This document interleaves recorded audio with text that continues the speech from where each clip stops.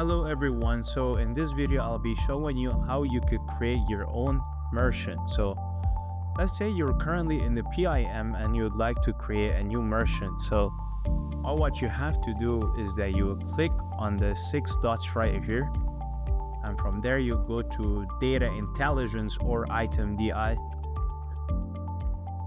and then from here you want to click on the left side menu and click on merchants.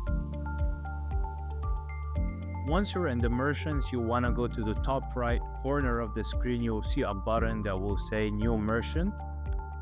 Once you click here, you want to name the merchant name of your brand, so just you can have it organized.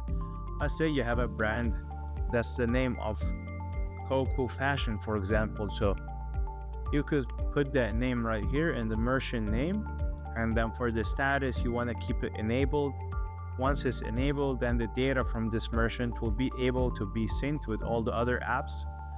So you want to keep it as enabled, and then you want to add an image, which is optional. You could add a logo for your brand or any image just for organizational purpose.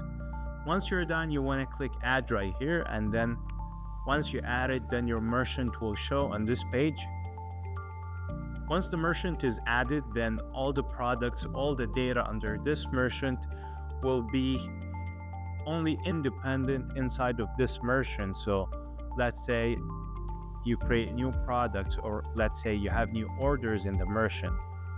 These products and orders and data are going to be only tied to this merchant, and it's not going to be linked to any other merchants on your account.